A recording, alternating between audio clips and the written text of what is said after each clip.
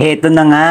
Heto na nga at sisimulan ko na ang aming kwentong dalawa. Ako nga pala si Carlo na mas kilala sa pangalang Carl. At yung kasama kong bata sa video, yan po pala si Nyana. Ipapakilala ko na rin po pala sa inyo na mas kilalang tawaging Pompom. Pompom mabaho. Char! Pupunta nga po pala kami niyan dito kay Jong Barbershop para nga magbawas ng kasalanan. Char! Siyempre, joke lamang po. Pumunta nga po pala kami dito kay Jong Barbershop para nga po magpapogi. Biro lang. Char! At sisimulan ko na nga po yung kwento. Ang unang pangyayari, ganito po. Iniipitan ko nga po siya at sinusubukan kong mas mapaganda. Char. Nagtataka po ba kayo kung bakit dalawa lang po kami dito sa aming bahay? Sa aming inuupahang bahay. Siyempre, yung mama niya nasa trabaho pa at ako naman po galing trabaho at duty, nakatulog ng kahit konti. Ako yung nagbabantay sa kanya.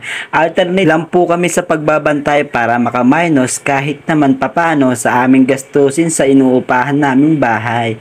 Char. Wala rin po kasi kami mapag-iiwanan sa kanya at wala rin po kasi mag-uubliga para magbantay sa kanya. Kasi nga, dalawa lang po talaga kami ang magpapalitan sa pagbabantay sa kanya. Ayaw lang po kasi namin iasa ang pagbabantay sa bata sa side naming dalawa. Ayaw lang namin iobliga sa iba ang obligasyon naming dapat dalawa. At bumalik na nga po tayo sa kwento naming dalawa. Narealize ko pala, hindi pala ako marunong magtali na mas maganda kaysa sa mama niya. Kaya ang ginawa ko, nilagyan ko na lang siya ng sombrero para hindi masyadong mahalata yung pagtali ko sa buhok niya. Char! At heto at palabas na nga po pala kami nito sa aming bahay.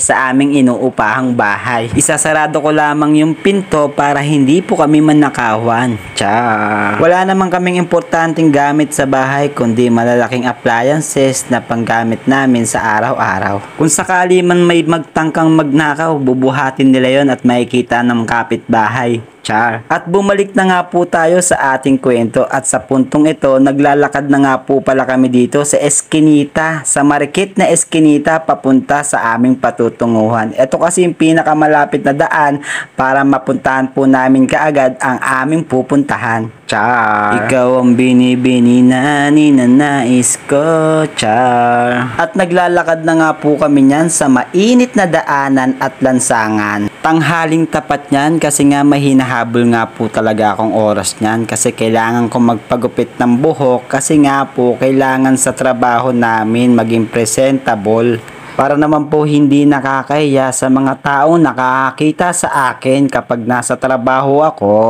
Char. At sa puntong ito, naiinitan na nga po yung alaga ko pero naiinitan siya ng may kasamang ngiti at hinawakan ko na nga po yung kamay niya para mas lalong mas mapadali. Char.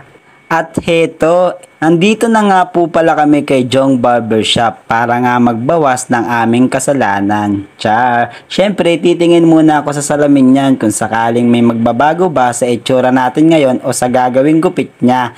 Char. At buti sumakto, walang nakapilang mga unggoy. Char. Ito nga pala at kumukuha na rin po ako dito ng before and after ko. At habang yung bata, isinantabi ko muna habang nanonood siya sa akin. Char.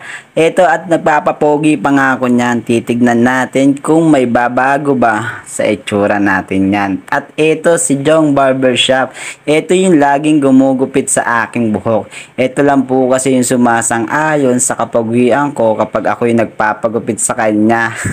Char. Wag po kayong maniwala minsan sa mga sinasabi ko kasi ang madalas na sinasabi ko madalas nagkakatotoo. Char. At sinisimulan na nga po ni Jong tabasin ng aking pinakamamahal na buhok. Tinatabas niya na nga yan at pinas-forward ko na nga po ng konti para mas mapabilis ang panonood nyo at paghihintay. Siyempre gagawin ko ng konting kwela para hindi naman kayo maumay. O, char. Maumay na kayo sa lahat, wag lang sa pagmumuka ko. At ito yung batang ito, hinihiram nga yung cellphone ko. Sabi ko hindi po pwede kasi nga nagbibideo nga ako para sa mga pangarap natin. Char. Naintindihan naman siguro niya kasi nga hindi na siya nangulit time na hinihiram niya yung cellphone ko. Kaya eto, magpapatuloy tayo sa pagbibideo at pagtatabas ng buhok natin. At habang tinatabasan niya ako ng buhok niyan at inaahitan, na-realize ko mas pogi pala yung gumugupit sa akin. Char. Ito nga po pala si Jong, ang barbero ko sa ngayon. Char. Nag-rap pa yon. Char. Minamasahe niya na nga yung ulo at kilay ko. Syempre, medyo nangalay kasi yung kilay ko kakabidyo. Hindi, at may masahe po talagang kasama yan sa tuwing magtatapos ang pagpapagupit ko at pagpapagupit ng customer niya. Lagi pong ganyan yan, always, very very much. Thank you. At sa puntong ito, titignan na nga po natin yung taxi driver kung may nagbago ba sa itsura natin.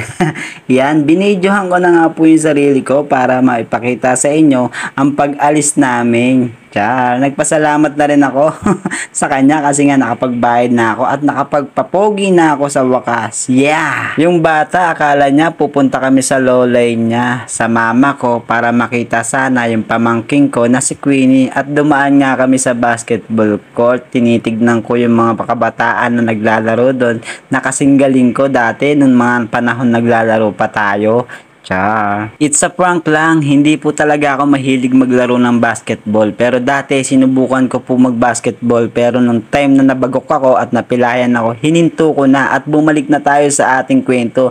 Dadaan na naman kami dito sa malikit na eskinita. O ikaw ang binibini ni nais ko, binibini na ninaning ko. At nandito na nga po kami sa hagdanan sa aming bahay, sa inuupahang bahay at papasok na nga po kami dito sa mahiwagang pintuan at syempre bago namin mabuksan ang kailangan ay susi, ang nag-iisang susi, ang susi, buksan mo ang mahiwagang pintuan, Darna! Char! At nasa loob na nga po pala kami nito sa aming bahay. Mali na naman pala sa aming inuupahang bahay. Tinakpan niya na nga yung video kasi maliligo na nga ako dapat niyan at ilalagay ko sana yung cellphone ko niyan para mabidyohan. Pero ayaw talaga magpalagay. Kaya ito ang ending. Boom, nalaglag, 'di ba? Okay, sige, bye-bye. See you for the next vlog.